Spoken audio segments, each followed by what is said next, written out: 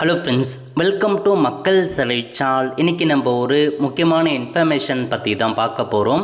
அதாவது பயிர்க்கடன் தள்ளுபடிக்கான அரசாணையை வெளியிட்டிருக்காங்க. இப்போ அந்த பயிர்க்கடன் தள்ளுபடி குறித்து வழிகாட்டு நெறிமுறைகளை வெளியிட்டிருக்காங்க.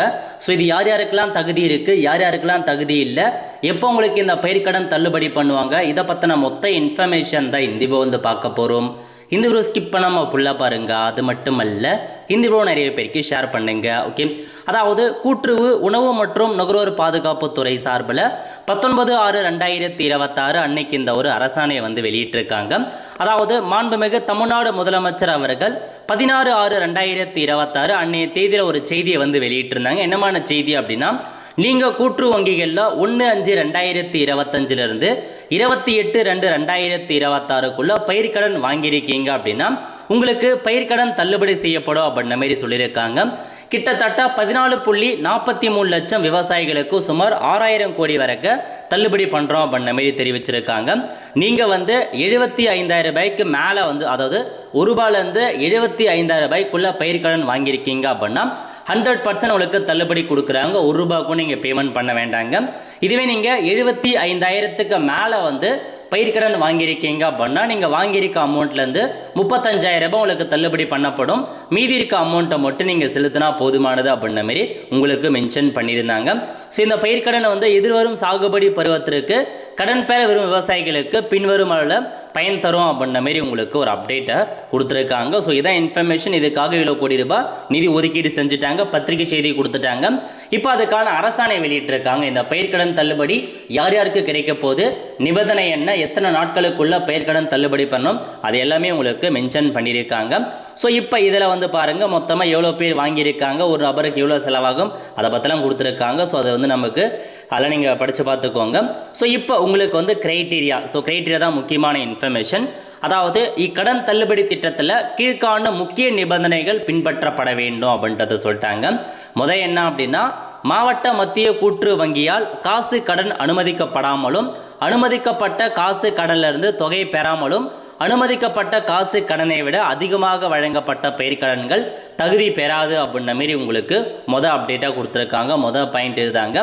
ரெண்டாவது என்ன சொல்லியிருக்காங்க அப்படின்னா, இணை பதிவாளர் அமைக்கும் சரிபார்ப்பு குழுவின் ஆய்விற்கு பயிர்க்கடன் தொடர்பான ஆவணங்கள் சங்கத்தால் உரிய காலத்தில் அளிக்கப்படாத நேர்வுகளில் இணைப்பு 1 உள்ள வழிகாட்டு நெறிமுறைகளில் வரிசை 4 குறிப்பிட்ட இனங்கள் மற்றும் நீதிமன்றங்களில் நிலுவையில் உள்ள அந்த இனங்கள் தவிர அக்கடன்கள் தள்ளுபடி பெற தகுதி இல்லை அப்படின்னு சொல்லிட்டாங்க.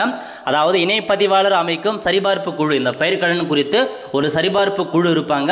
அவங்க பார்த்தா எல்லா ஆவணங்களுமே சரியாக கொடுத்துருக்காங்களா, இல்லை ஏதாச்சும் அவங்க ஆவணங்கள் நீதிமன்றத்தில் நிலுவையில் இருக்குது அப்படின்னா அந்தமான கடன்களுக்கு பயிர்க்கடன் தள்ளுபடி இல்லை அப்படின்றத சொல்லிட்டாங்க. நெக்ஸ்ட்டு, அனைத்து மத்திய மாநில அரசு பணியாளர்கள் மற்றும் மத்திய மாநில அரசு ஓய்வூதியதாரர்கள் பெற்ற பயிர்க்கடன்கள் தள்ளுபடிக்கு தகுதி பெறாது. ஸோ கவர்மெண்ட் ஜாப்ல இருக்கவங்களும் சரி, கவர்மெண்ட் ஜாப்லேருந்து ஓய்வூதியம் வாங்குறாங்க பாருங்க, அவங்களுக்கும் பயிர்க்கடன் தள்ளுபடி இல்லை அப்படின்றத சொல்லியிருக்காங்க. அதுக்கப்புறம் கூட்டுறவு நிறுவனங்களில் பணிபுரியும் அலுவலர்கள், பணியாளர்கள் மற்றும் அவர்தம் குடும்பத்தினர் பெற்ற பயிர்க்கடன்கள் தள்ளுபடிக்கு தகுதி பெறாது. ஸோ கூட்டுறவு வங்கியில் ஒர்க் பண்ணுறவங்களும் சரி, அவங்க ஃபேமிலி மெம்பர்ஸ் யாராச்சும் பயிர்க்கடன் வாங்கியிருக்காங்க அப்படின்னா அவங்களுக்கும் பயிர்க்கடன் தள்ளுபடி இல்லை அப்படின்றத சொல்லிட்டாங்க. நெக்ஸ்ட்டு, வேளாண் காரியங்களுக்காக அடமானம் வைக்கப்பட்ட நகைகளில் எடை குறைவு, தரம் குறைவான நகைகள் 1 கிராமுக்கு அனுமதிக்கப்பட வேண்டிய தொகையை விட கூடுதலாக வழங்கப்பட்ட கடன்கள், கடன் அளவை விட கூடுதலாக வழங்கப்பட்ட வேளாண் நகை கடன்களுக்கு மறு மதிப்பீட்டு படிக்கான பயிர்க்கடன் தொகைக்கு மட்டுமே தள்ளுபடி வழங்க வேண்டும் அப்படின்ற மாதிரி சொல்லியிருக்காங்க. அதுக்கு மேலே போதும் அப்படின்னா உங்களுக்கு தள்ளுபடி இல்லை அப்படின்றத சொல்லிட்டாங்க.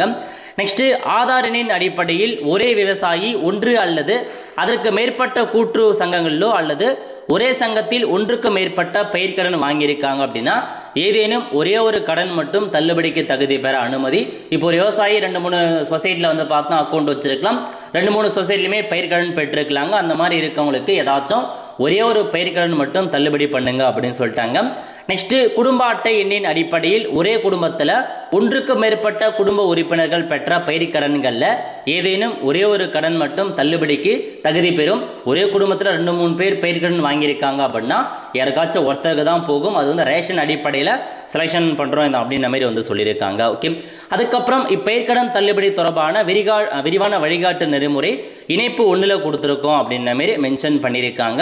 ஸோ இதாங்க இணைப்பு 1, இதில் வந்து அப்டேட் பண்ணியிருக்காங்க. எல்லாமே பேசிக் இன்ஃபர்மேஷனாக. அதுக்கப்புறம் எந்தெந்த கூட்டுறவு வங்கிகளை வாங்கியிருக்க பயிர்கடன் தள்ளுபடி அப்படின்னா தொடக்க வேளாண்மை கூட்டுறவு கடன் சங்கங்கள், அதுக்கப்புறம் பெரும் பல்நோக்கு கூட்டுறவு சங்கங்கள், பயிரிடுவோர் கூட்டுறவு சங்கங்கள், கிராமப்புற கூட்டுறவு கடன் சங்கங்கள், உழவர் பணி கூட்டுறவு சங்கங்கள், நகர கூட்டுறவு கடன் சங்கங்கள், இது எல்லாமே உங்களுக்கு பயிர்கடன் தள்ளுபடி பண்ணுவாங்க. இதில் வாங்கியிருக்கவங்க தொடக்க வேளாண்மை கூட்டுறவு கடன் சங்கங்களாக இருந்து நகர கூட்டுறவு கடன் சங்கங்களாக மாற்றம் செய்யப்பட்ட கூட இந்த கூட்டுறவு வங்கிகள் எல்லாமே உங்களுக்கு பயிர்கடன் தள்ளுபடி இருக்குது. இதை தவிர்த்து வேற எங்கேயாச்சும் வச்சுருக்கீங்க அப்படின்னா தள்ளுபடி இல்லை அப்படின்ற மாரி உங்களுக்கு சொல்லியிருக்காங்க.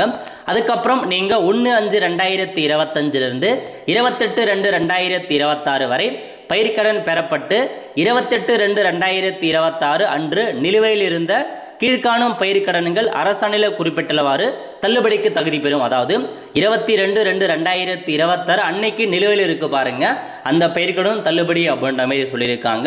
என்னமான பயிர் அப்படின்னா குறுகிய கால பயிர்கடன் வாங்கியிருக்கீங்க அப்படின்னா தள்ளுபடி, நகையீட்டின் பேரில் வழங்கப்பட்ட குறுகிய கால பயிர்கடன் அதுக்கு தள்ளுபடி, கூட்டுறவு பொறுப்பு குழு பயிர்கடன் அதுக்கும் தள்ளுபடி அப்படின்ற மாதிரி சொல்லியிருக்காங்க. கடன் அனுமதிக்கப்பட்ட நாளில் நிலை உடைமை பதிவேடு, சிட்டா அடங்கல், சங்க கடன் பதிவேடின்படி சிறு குறு விவசாயிகள் என்பதற்கான சர்டிஃபிகேட் எல்லாமே இருக்குதா அப்படின்னா மட்டும்தான் இத்திட்டம் பொருந்தும் அப்படின்னு சொல்லிட்டாங்க. கடன் பெற்ற பரப்பலின் அடிப்படையிலான வகைப்பாட்டிற்கு பொருந்தாது. அவங்க கொடுத்த டாக்குமெண்ட்ஸ் வச்சு ஓகே அப்படின்ற மாதிரி உங்களுக்கு மென்ஷன் பண்ணியிருக்காங்க. ஸோ இதாங்க இன்ஃபர்மேஷன். அதுக்கப்புறம் போலி டாக்குமெண்ட்ஸ்லாம் கொடுத்துருக்கீங்க அப்படின்னா இதுக்கு வந்து பொருந்தாது அப்படின்ற மாதிரி உங்களுக்கு சொல்லியிருக்காங்க. எல்லாமே நோட் பண்ணிக்கோங்க. கணக்கீட்டு முறை, ஸோ எப்படி வந்து கணக்கீடு பண்ணுறாங்க, அரசிடமிருந்து பெறப்படும் தள்ளுபடி தொகையை கடன் நிலுவையில் வட்டி மற்றும் அசல் தொகைக்கு நேர் செய்ய வேண்டும். ஸோ எப்படிலாம் கணக்கீடு பண்ணுறாங்க அதை பற்றி உங்களுக்கு மென்ஷன் பண்ணி கொடுத்துருக்காங்க. தவணை தேதிக்கு முன் பயிர்கடன்கள் இந்த திட்டத்தின் நிலுவையின்றி நேர் செய்யப்படும் நேர்வில் சங்கம் 7% வட்டி மானிய கோரிக்கையை மத்திய கூட்டுறவு வங்கிக்கு உரிய காலத்தில் அளிக்க வேண்டும், அதெல்லாம் சொல்லியிருக்காங்க. நெக்ஸ்ட் பயிர்கடன் தள்ளுபடிக்கான நிபந்தனை பற்றி கொடுத்துருக்காங்க. பகுதியாகவோ முழுமையாகவோ பயிர்கடன் தள்ளுபடி பெற்ற விவசாயிகள் பயிர்கடன் கணக்கில் நிலுவை ஏதுமில்லாத நேர்வில் அவர்கள் புதிய பயிர்கடன் பெற தகுதி பெறுவர் அப்படின்னு சொல்லிட்டாங்க. உங்களுக்கு பயிர்கடன் பெற தள்ளுபடி ஆகுதா அப்படின்னா உங்களுக்கு திரும்ப புதிய கடன் வாங்குவதற்கு தள்ளுபடி இருக்கு அப்படின்ற மாதிரி சொல்லியிருக்காங்க. ஸோ வாய்மொழியாகவோ எழுத்துப்பூர்வமாகவோ நிலத்தை குத்தகைக்கு எடுத்து விவசாயம் செய்யும் பயிர்கடன் பெற்றிருப்பின் பயிரிடும் பரப்பின் அடிப்படையில் சிறு அல்லது குறு விவசாயியாக வகைப்படுத்தி குத்தகைதாரருக்கு இக்கடன் தள்ளுபடி திட்டத்தை அனுமதிக்க வேண்டும். நிற உரிமையாளருக்கு இத்தள்ளுபடி திட்டம் பொருந்தாது அப்படின்னு சொல்லிட்டாங்க. அதாவது நீங்கள் ஒரு விவசாயியாக இருந்து நீங்கள் வந்து குத்தகைக்கு எடுத்து பயிர் வந்து வாங்கியிருக்கீங்க, லோன் வாங்கியிருக்கீங்க அப்படின்னா ஸோ உங்களுக்கு பொருந்தும் அப்படின்ற மாதிரி சொல்லியிருக்காங்க. ஸோ இதெல்லாம் இன்ஃபர்மேஷன் நல்லா நோட் பண்ணிக்கோங்க. எல்லாமே கொடுத்துருக்காங்க, செக் பண்ணி பார்த்துக்கோங்க. ஜியோவில் இதெல்லாமே உங்களுக்கு மென்ஷன் ஆகி வந்திருக்கு. ஓகே, அதேமாரி ஆதாரின் அடிப்படையில் அதெல்லாமே ஆல்ரெடி பார்த்தது தான். ஒரே ஆதார் கார்டு 2-3 கடன் வச்சுருக்கவங்க, ரேஷனில் வச்சுருக்கவங்க அவங்களெல்லாம் பொருந்தாது அப்படின்றத சொல்லிட்டாங்க. ஸோ அதுக்கப்புறம் எப்படிலாம் ஃபில் பண்ணணும், எப்படிலாம் வந்து வாரியம் கணக்கீடு பண்ணணும் அதெல்லாமே கொடுத்துருக்காங்க. கூட்டுறவு தணிக்கைத்துறை எந்த மாதிரி பண்ணணும், அதாவது கூட்டுறவுத்துறை சார்பில் இதுக்குன்னு வந்து பார்த்தீங்கன்னா ஆட்கள் போடுறாங்க. ஸோ எத்தனை பேர் வந்து பயிர்கடன் தள்ளுபடிக்கு எல்லாமே எக்ஸல் ஷீட்டில் ரெடி பண்ணி அனுப்ப சொல்லியிருக்காங்க. அதுக்கான பட்டியல் டிஎன்இஜே கிட்ட போகும், அவங்க எல்லாமே வெரிஃபை பண்ணிட்டு இறுதி பட்டியலை தயார் செய்வாங்க அப்படின்ற மாரி அப்டேட் கொடுத்துருக்காங்க. தமிழக அரசு தள்ளுபடி தொகையை வந்து வழங்கிடுவோம் அப்படின்ற மாரி ஒரு அப்டேட் எல்லாமே மென்ஷன் ஆயிருக்குங்க. கடன் தள்ளுபடிக்கு தகுதியான விவசாயிகள் பெயர், உறுப்பினர், கடன் எண், நில உடைமை வரும் மற்றும் தள்ளுபடி செய்யப்பட்ட கடன் தொகையினரும் எல்லாமே வந்து கூட்டுறவு சங்கங்களில் இருக்கும் அப்படின்னு சொல்லியிருக்காங்க. அலுவலகத்தில் எல்லாருமே வந்து அறியும்படி வெளியில் வந்து நோட்டீஸ் போர்டில் வைக்கணும் அப்படின்ற மாதிரி ஒரு அப்டேட் வந்து கொடுத்துருக்காங்க. அரசிடமிருந்து தள்ளுபடி தொகை முழுமையாக பெறப்பட்டு உறுப்பினர் அளவில் கடன் நிலுவையில்லாத நேர்வுகளில் கடன் தள்ளுபடி செய்யப்பட்டதுக்கான தள்ளுபடி சான்று அளிக்க வேண்டும் அப்படின்ற மாதிரி சொல்லியிருக்காங்க. நீங்கள் உங்களுக்கு வந்து கடன் தள்ளுபடி பண்ணுறாங்க அப்படின்னா அதுக்கான தள்ளுபடி சர்டிஃபிகேட்டை உங்களுக்கு வந்து கொடுப்போம் அப்படின்ற மாதிரி சொல்லியிருக்காங்க. தள்ளுபடிக்கு தகுதி பெறும் இறுதி பட்டியல் மண்டல வாரியாக இணையதளத்தில் வெளியிடப்படும்.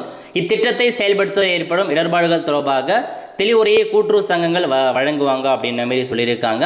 இதுதாங்க தள்ளுபடிக்கான சர்டிஃபிகேட். உங்களுக்கு இந்த மாதிரி தான் பயிர்க்கடன் தள்ளுபடிக்கான சர்டிஃபிகேட் வந்து ப்ரொவைட் பண்ணுவாங்க. உங்கள் நேம் எல்லாமே இருக்கும். ஸோ எவ்வளோ அமௌண்ட் உங்களுக்கு தகுதி பெற்றிருக்கு எல்லாமே உங்களுக்கு இதில் மென்ஷன் பண்ணி ஒரு சைன் பண்ணி கொடுத்துருவாங்க.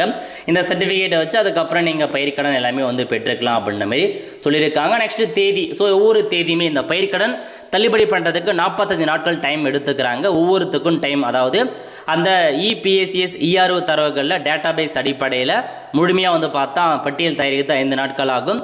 அந்த பட்டியலை வந்து பார்த்தீங்கன்னா துணை பதிவாளருக்கு அனுப்புவாங்க.